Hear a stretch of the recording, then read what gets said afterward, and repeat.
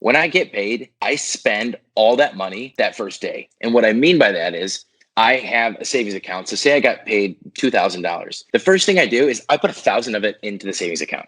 And then the other bills that I have paid, I pay them next. And then I live on that, $500-600 that I have left over. Welcome to the House Hacking Success Podcast, where you'll learn the path to free rent and financial freedom through real estate. Featuring your hosts, Brad Labrie and Drew Klingler. What's up, everybody? It's your host, Bradley Labrie, and today I want to talk about the podcast sponsor, Rentometer. Whether you already have an established rental business or analyzing your first rental deal, you know that getting the rent right is crucial to lowering investment risk and optimizing your rental income. That's why the go-to source for rent data is Rentometer.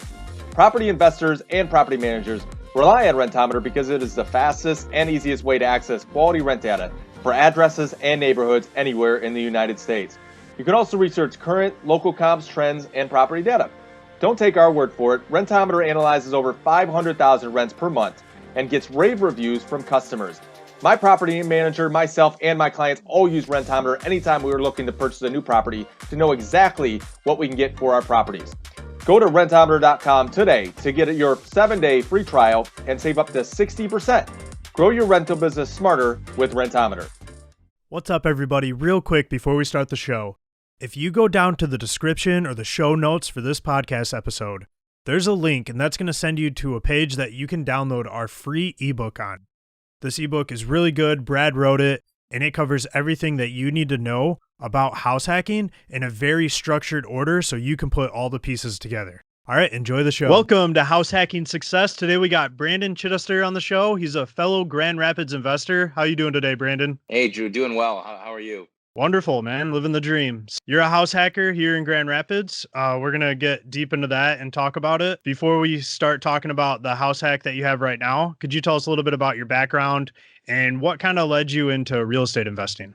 Yeah, I'd be happy to. Prior to the house hack itself, I went to Western Michigan, studied sales. And I think along the journey of studying sales, it kind of got me onto more of the success-driven, Grant Cardone mindset, being a business individual. And one of the things that I guess I discovered through, the podcasts and the books and the sales material is every millionaire, they say, has 7 streams of income. And most people just have one, right? You just have your job. So I saw house hacking as the easiest avenue to build that second stream of income. That's kind of what got me turned on to the house hacking idea. I can recall where I was at in college listening to a Bigger Pockets podcast when I think it was Craig Kirlop explained what house hacking was. And it's like a light bulb went off. I was like, this is it. I have to do this. So, here we are years later. And, I have executed on that. It's been a journey, but there's no doubt that it's a phenomenal way to really get a good taste of real estate and get your feet wet. Yeah, absolutely. I mean, the cool thing about it is you get immediate results when you start house hacking because you get to live for free. And then it's not like a get rich quick scheme in any way. It's a long-term strategy because the ultimate goal is to move out of that property and use that cash flow to improve your life. Absolutely. And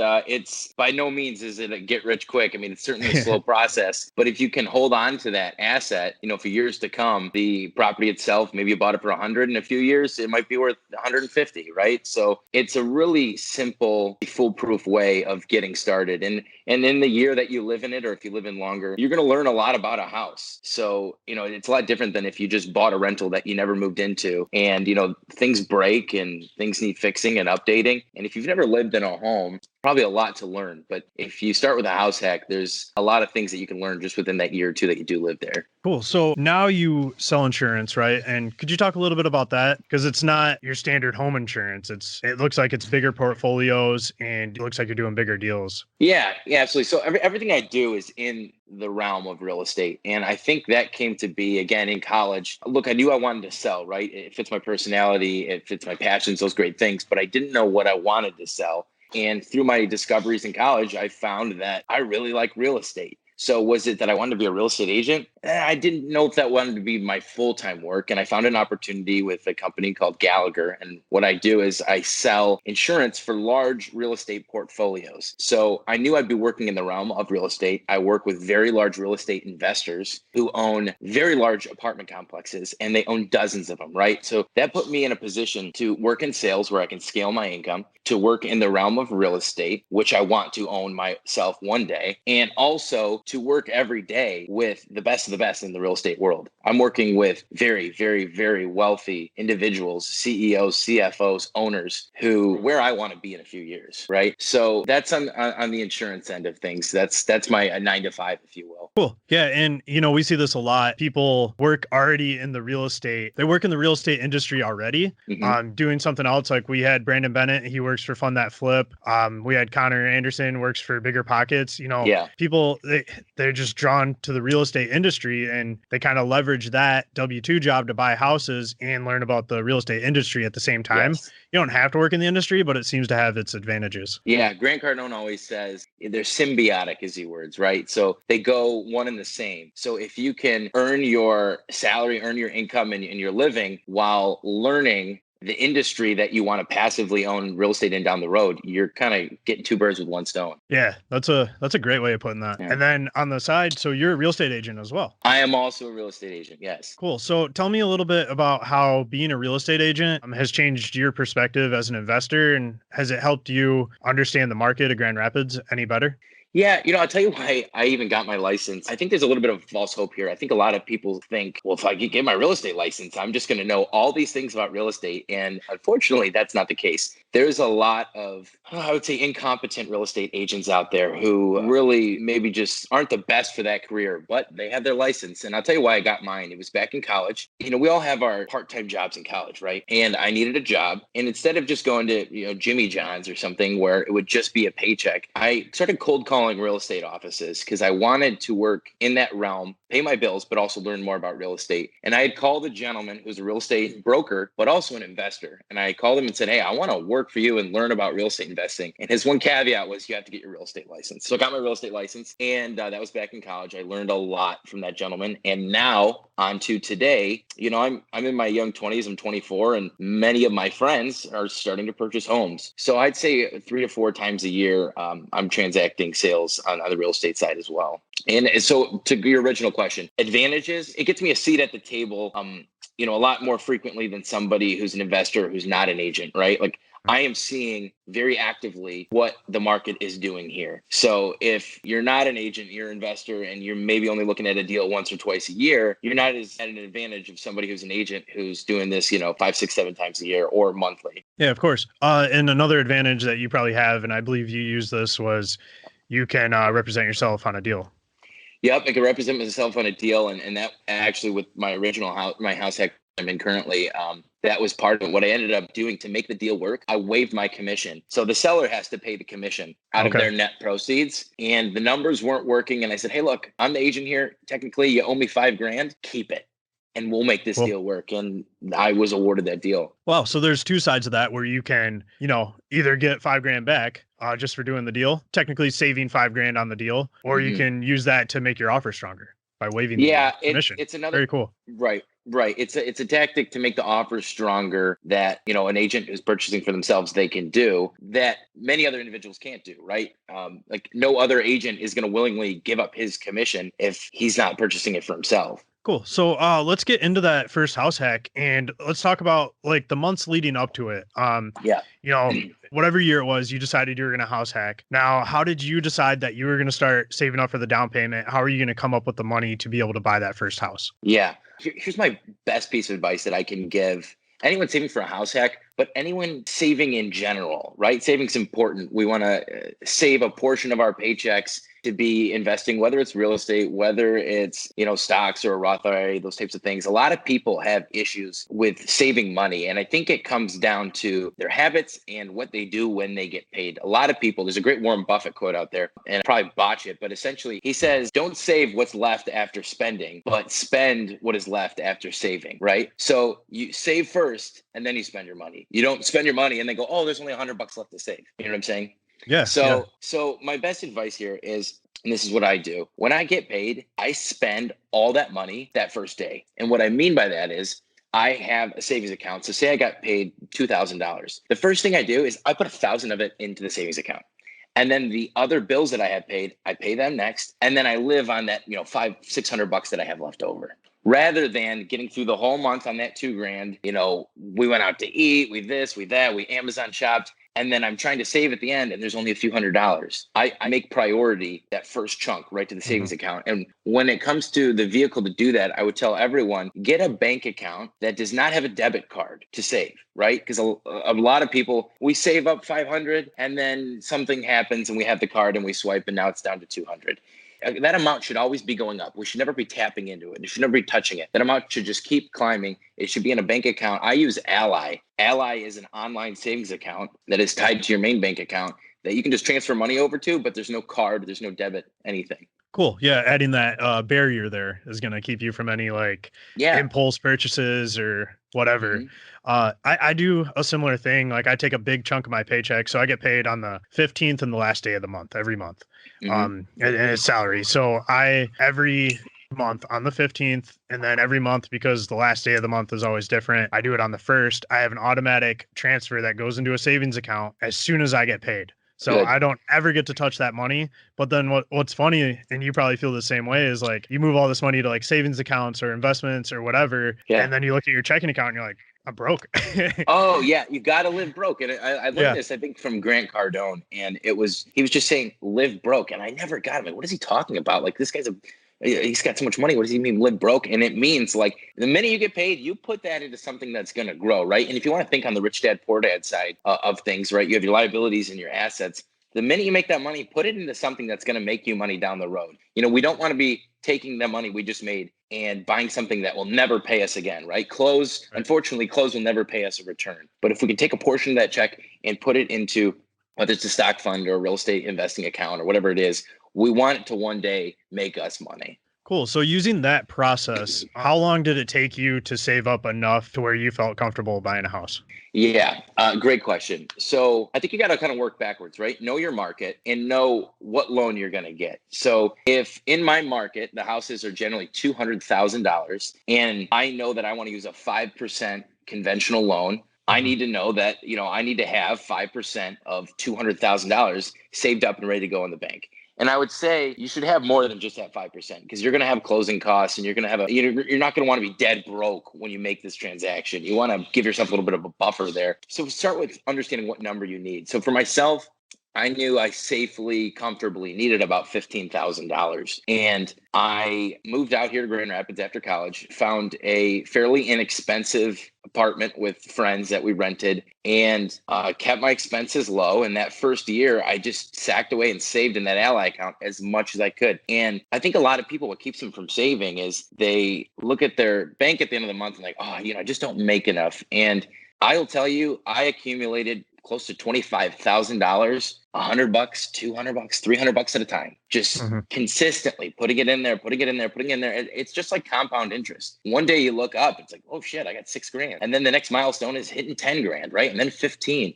It adds up if you're disciplined and if you continuously do it. So I would say it took me about a year to accumulate. That was about $20,000 or so.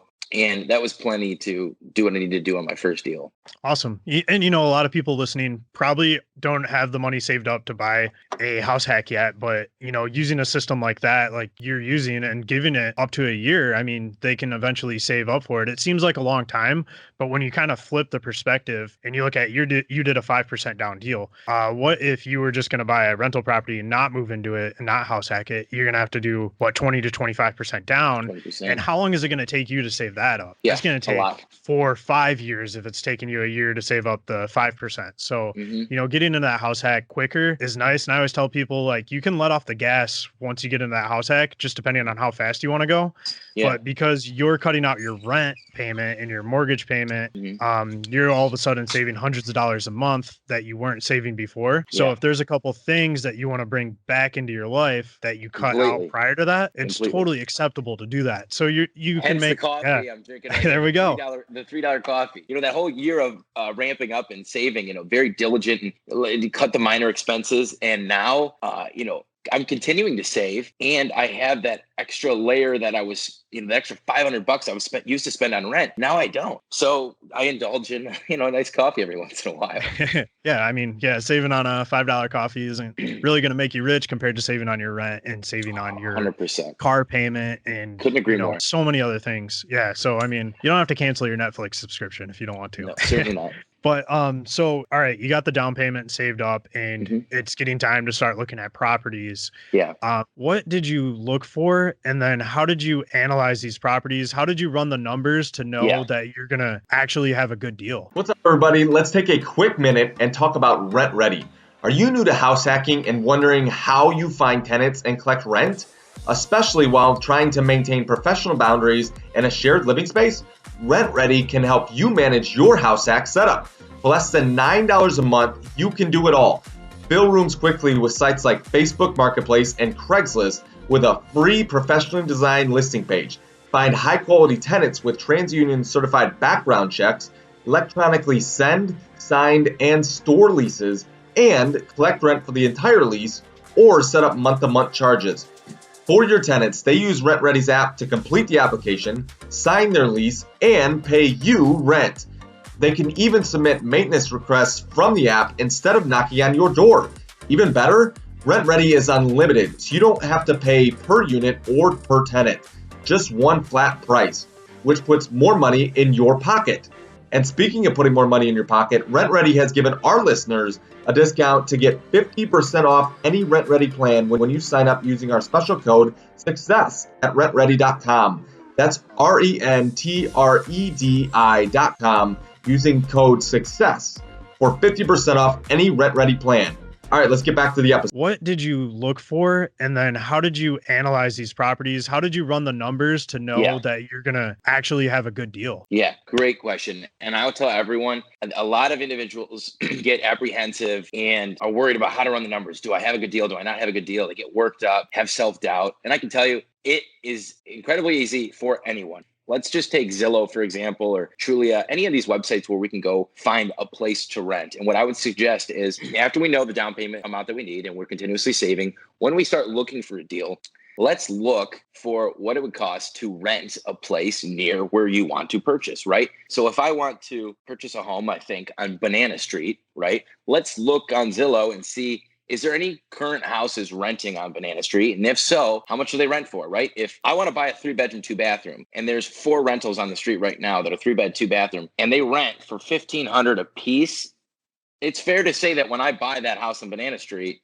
it's going to rent for about $1,500 a piece, right? And you can play with the variables of how renovated is the place. If the place right next door or a few blocks down from where you want to purchase is old, outdated, nasty, but it's renting for $1,500, man, when I buy my place and I completely fix it up and put some nice granite in there and I clean the floors and I paint the walls, I might be able to get $1,700, right? Or vice versa. If that place is really nice and the place I buy is kind of crappy, you got to knock it down a few pegs. Yeah, and if you're in Grand Rapids and you accept dogs, you're going to get like an extra 100.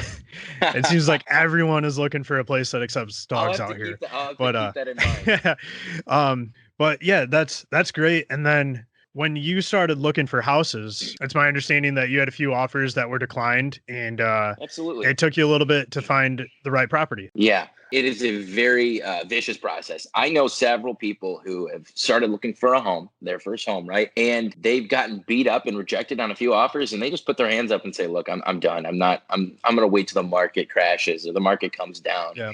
And, people were saying that in 2018, and hey, look, I totally believe it. It'll happen one day, but I'm not in a position where I want to sit on the sidelines. I remember I have a friend of mine in 2018 who was, oh man, I think it's going to crash. I think it's going to crash, but bought a house anyway. And his house is appreciated over $100,000 now. Yeah. It's like, man, look at all that appreciation you made.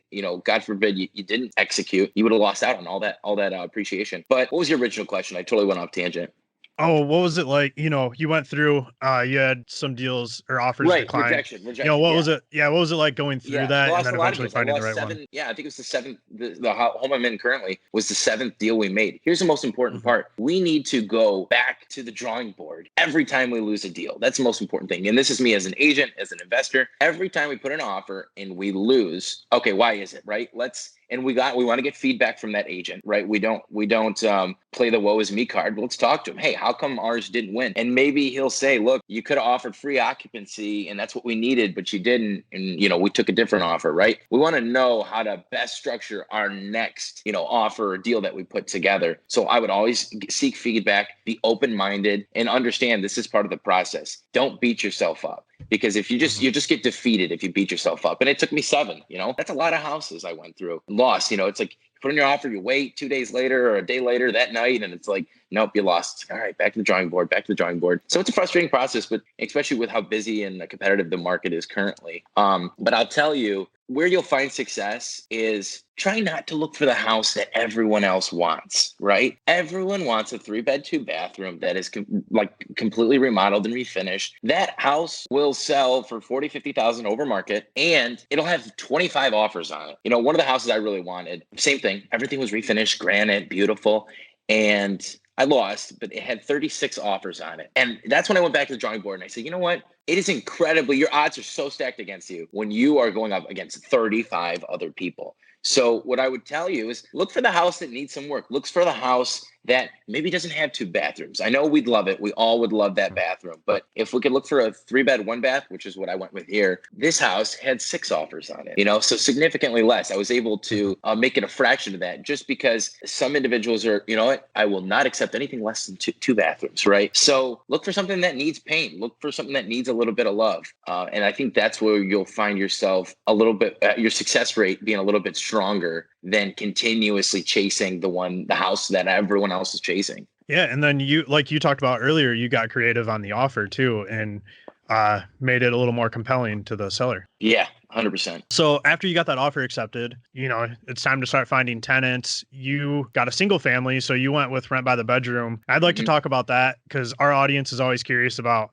how to structure rent by the bedroom. Sure. How to make sure everyone's going to get along and that it's going to go great. Yep. So let's talk a little bit about, how you found the tenants and how you structured the leases to make sure that it accommodates everybody and make sure that the shared living space is taken care of. Yeah, it's a great question. I would say starting with everything, we need to make sure we understand that this is a business, right? So we have to put proper steps and procedures in place. So instead of just, I got a house, I'm going to rent out the rooms to my friends and they'll probably pay me and everything's good. It's like, you could go that route, but boy, you could get burned. And what do you have at stake? I tell you what, if you just spend the past year saving $15,000, that's what you have at stake. And that'd be a tough lesson to learn if you worked so hard to get here and then you just half-ass the rest of the process, right? So as far as finding roommates, if you have, friends in the area who, would like to live with you, that's a great scenario. And if assuming that their income and those types of things check out, and I would encourage you, even if they are your friends, have a standard little application and income verification and just say, hey man, I know this is kind of a lot to ask, but I'm running this as a business. This is really important to me.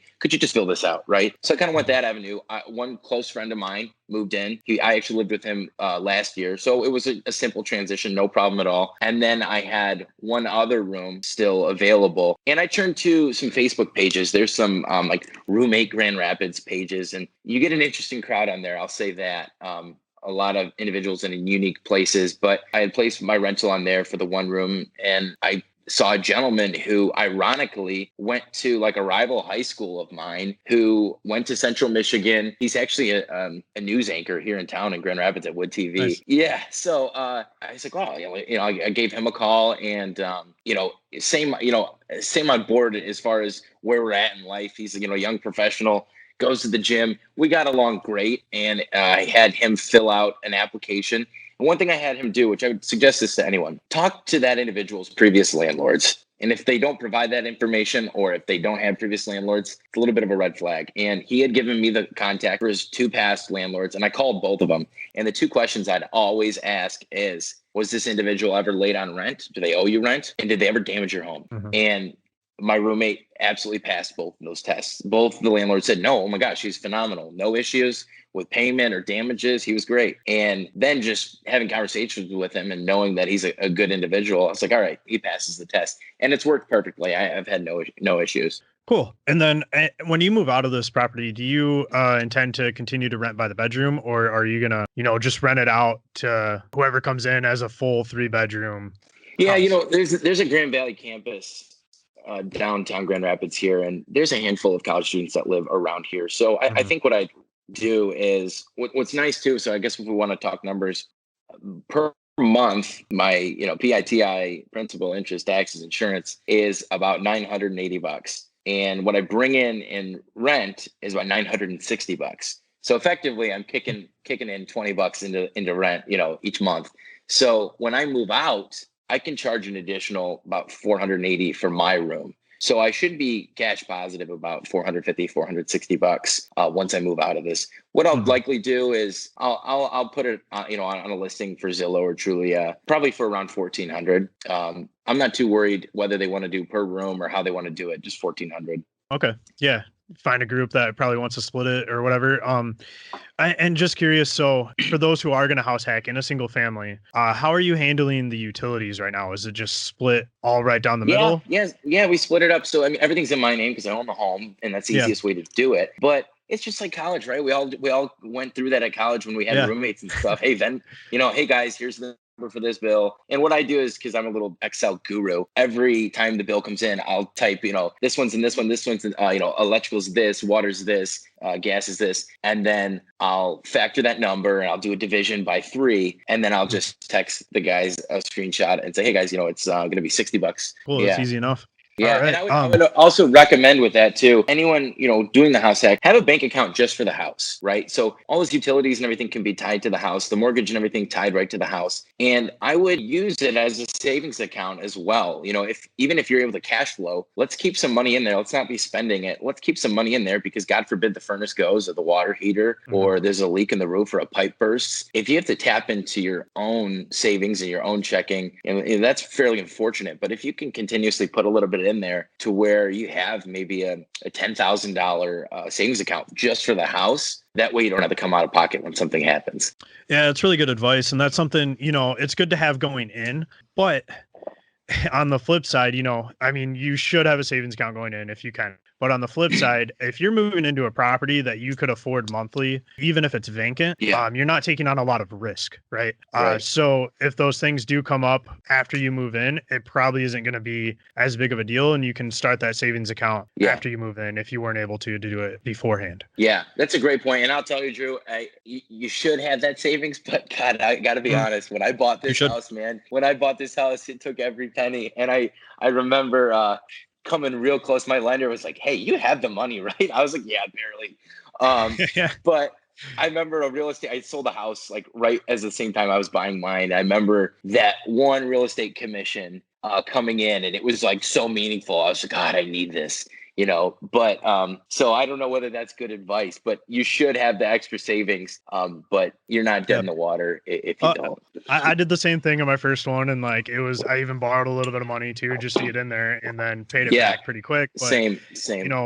If we're not advising that you do that, but if you do, start saving immediately when you get into it. And once you are saving on your rent, get those savings ready. And you want to have that savings account before you buy the second. Because now if you go buy the second, you got 2 properties that you got to worry about. You need that safety net then. Yeah. And I'm sure that's a big hesitation for a lot of people right there. Oh, I just don't think I have enough. I don't think I have enough. And, a little bit of a mental hurdle. But I'll tell you, the whole house hacking idea in general, I know we talked about this earlier. You're going to have, mom or dad or family and friends who are like, oh, that's a bad idea, right? They're trying to talk you out of it just because it's something they wouldn't do. They don't want you to do it, right? And you have to get away from the naysayers and the negative people. You got to surround yourself with other house hackers who are currently benefiting from this, who know it's a good, strong financial choice.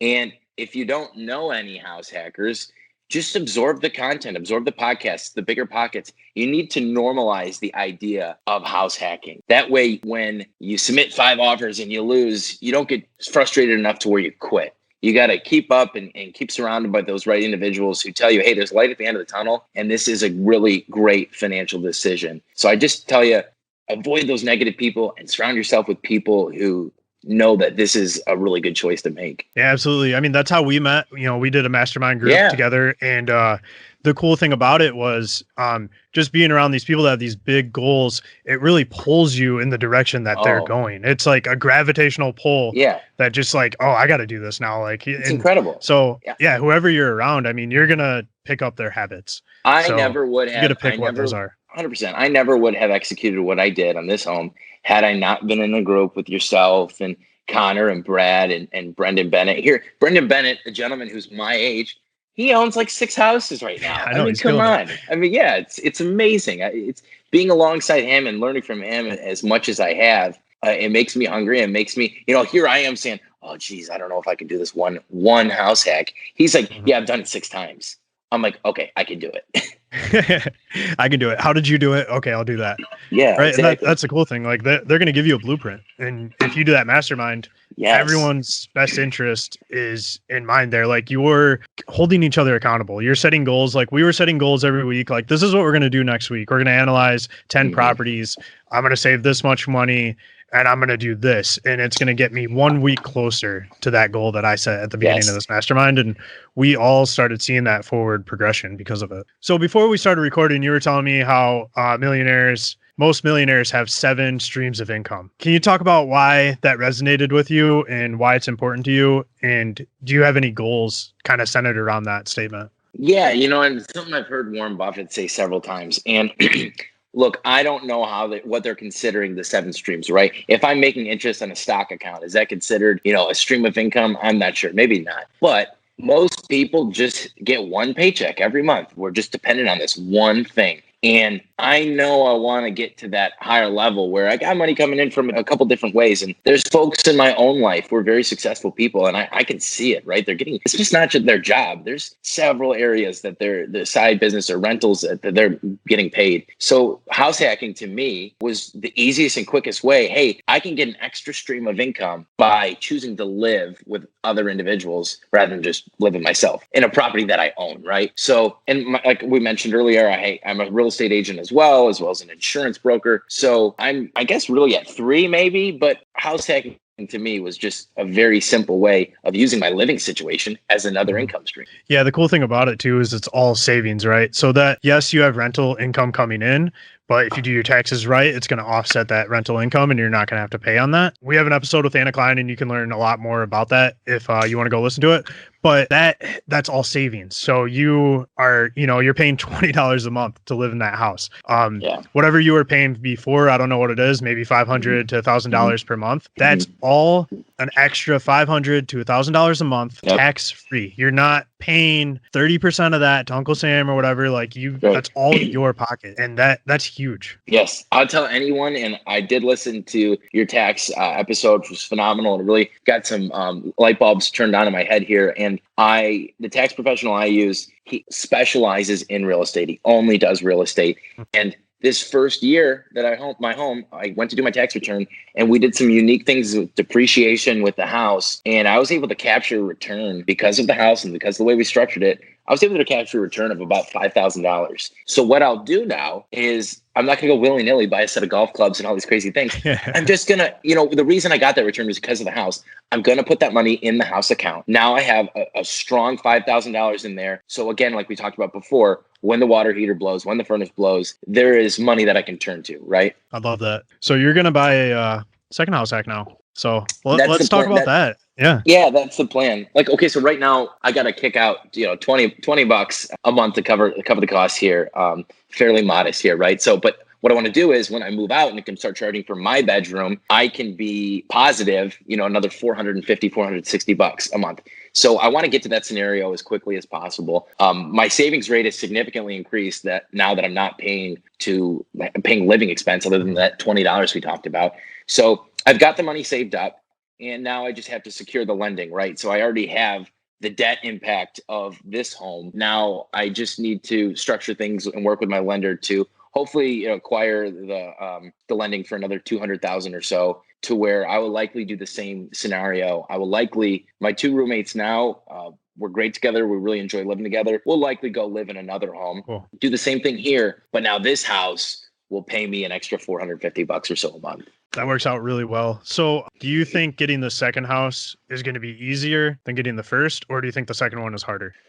I would say it's harder because it's a really good question. It depends on how you look at it, right? The lending is more difficult, right? But the process, God, I know the process. I know the process because I'm an agent, but I know the process because I've done it and I have the confidence. And I think a lot of people who are maybe on the fence is they don't have the confidence to go out and do something. And let me tell you, you won't have the confidence until you do it. And I think that's something I learned from Bigger Pockets is Brandon Turner, is he would say, look, you might even mess up. It might be a horrible deal. But the only way you're going to learn this process is getting out there and doing it, right? Anything we do in life, we trip, we stumble, we have mistakes. But as long as you're not an idiot, you learn from them and you never do those mistakes again. And then one day, hey, we're pretty good at this thing. So executing and finding the deal and making sure cash flows, all those things, yeah, I can do that, no problem. The lending is a little more tough because I'm not sure if you want me to go into this, but obviously the lender is going to look at your debt to income, right? Your lender is he's going to say, I'd love to loan you some money, but how much do you make a month? And I'm going to put that against how much bills you have. And what's a little bit more difficult to acquire that lending now, I have, $180,000 loan on this house. So there's significantly more debt tied to my name currently. So it'll be a little bit trickier getting that loan.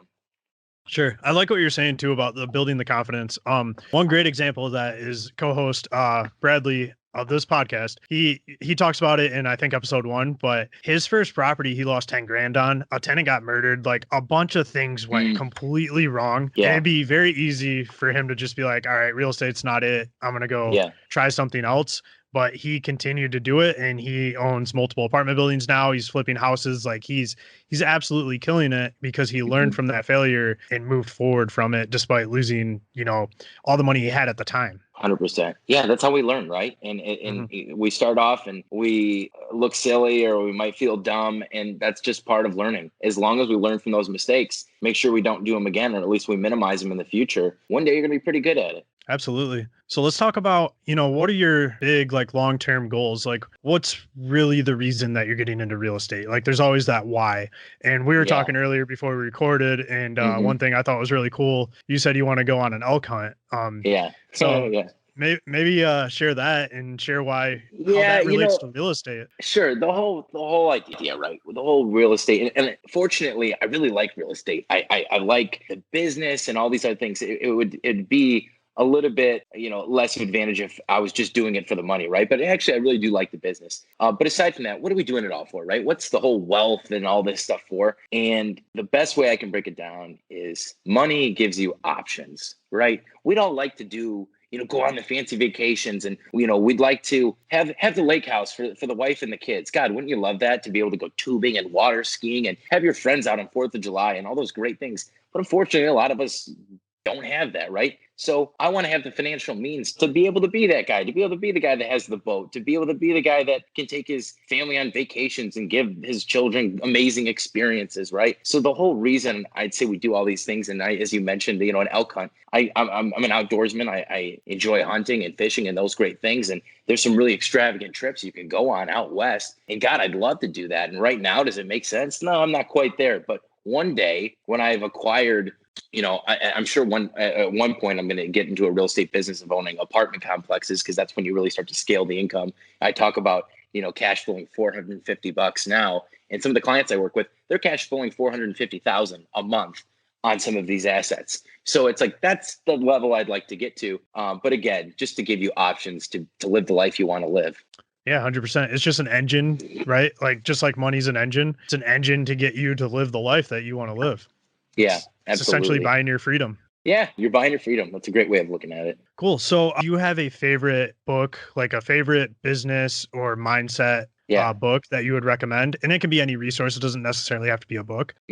Yeah, I do. And I guess what I'll share is, I know this book's not for everyone, but it really aligned with my personality. And I think it really got me started on this, success journey, if you will, which is the 10X rule by Grant Cardone. It's a lot to take on. He's very aggressive and in your face kind of a person. But what Grant does is he really challenges you to say, hey, how hard are you working now? And how much harder could you work, right? His whole idea is, what's your goal? Times it by 10. What's your input? What are you doing every day? Times it by 10. Because often, and if you're a fan of David Goggins, he also speaks of this as well, is we really only tap a small percentage of our potential, and we call it a day. We wipe our hands and say, well, that's me for the day. But really, there's so much more gas in the tank. There's so much more we could just hit the pedal and keep going, but often we don't. So I think that book really opened my eyes to say, hey, you know what? I am a pretty driven individual, and I could probably obtain a lot more if I just put my mind to it.